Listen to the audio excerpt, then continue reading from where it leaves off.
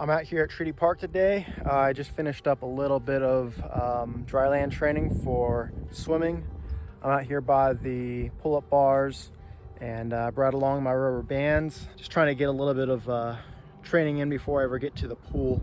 So because I seem to have a little bit of a shoulder impingement, a little bit of range of motion, I've been working on my shoulder flexibility and trying to strengthen up particularly my teres minor to try and help prevent getting any of that shoulder impingement. Something interesting that I learned about swimming, because swimming is not my specialty, I learned that there is something called the catch and a pull.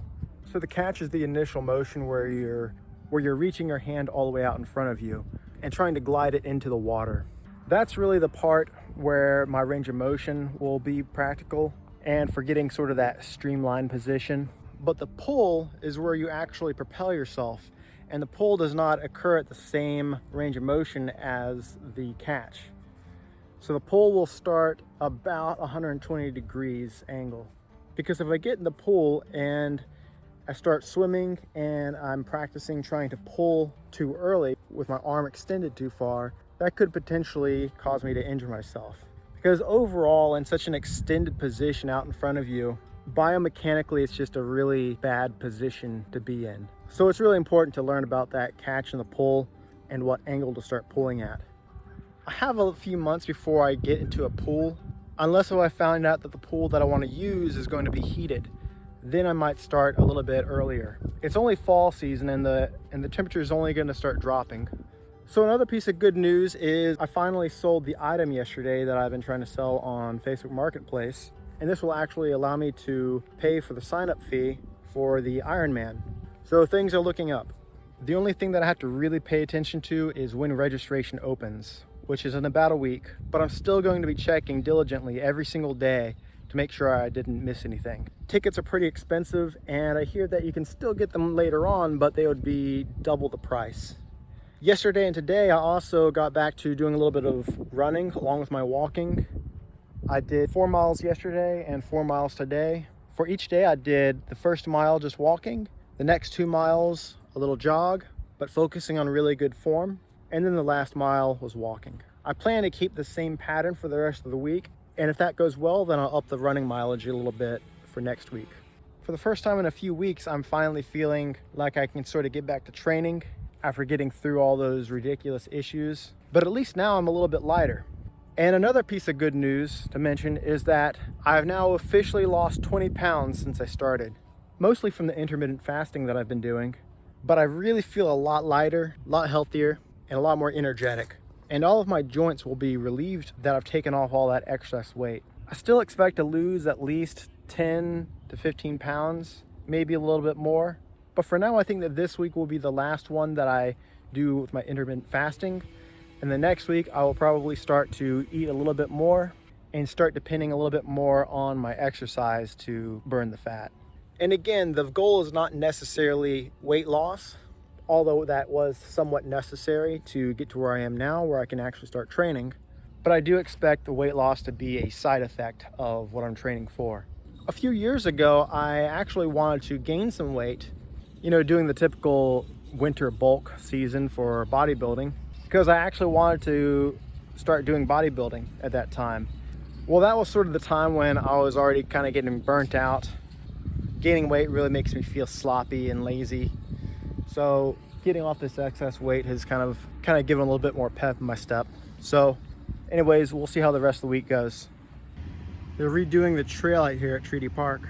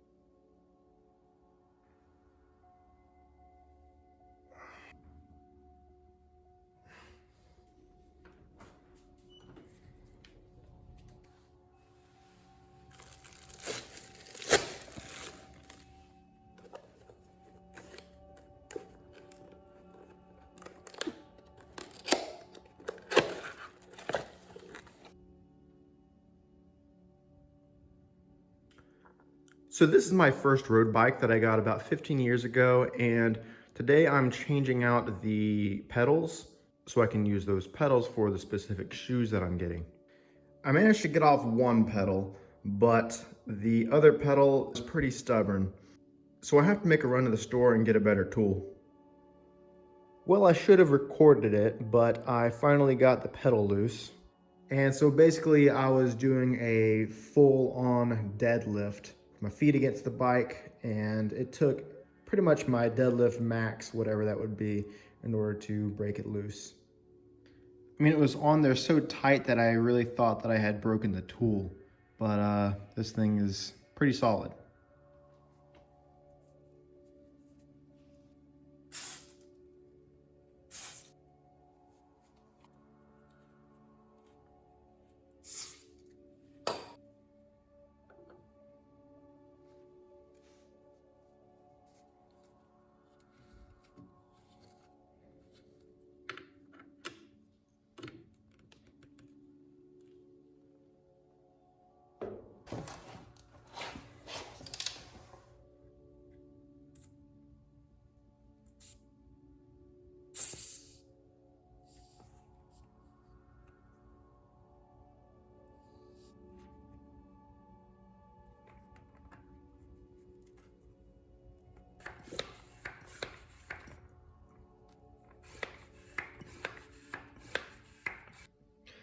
So this is my current running plan for building up my mileage, and this is what I did this week. Let me go ahead and sort of explain for a moment. Obviously we have each day of the week, or just 6 of them rather. And over here we see the large numbers and then the fraction looking numbers underneath. So basically this is 24 total miles for the week, 30 total miles.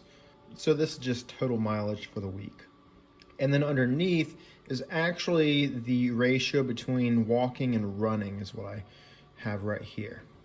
So basically all of this is what I did this week. And so I walked 12 and ran 12. Next week, this is the plan, is to walk 15, run 15, 18, 18, 21, and 21. So this is gonna be 4 weeks. And then after that, the plan is to hold my mileage at 42 miles per week, but then I'm going to begin to offset the ratio of walking to running. So I'll start to do a little bit more running here, a little more here, a little more there, and then 8 weeks later, I'll be doing all 42 miles just running. Now, typically when you're building mileage, a very good rule of thumb is the 10% rule.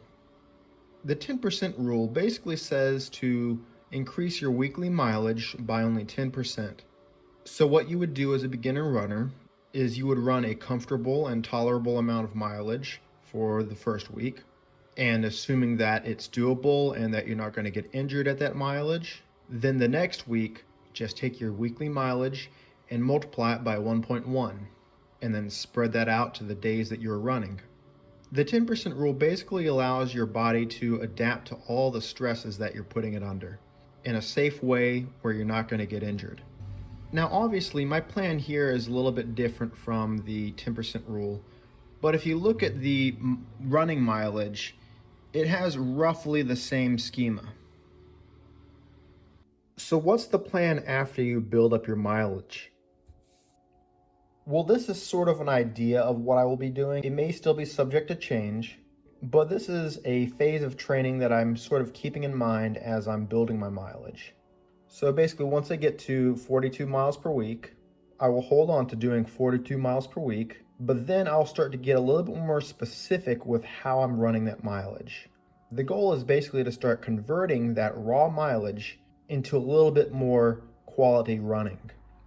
Sunday long run, Tuesday do some intervals, Thursday do some intervals, and Monday, Wednesday, Friday can just be normal runs. This is a basic 6-week plan for how I want to structure my 400 and 1K intervals. And so these are the target times, and these are basically the mile paces.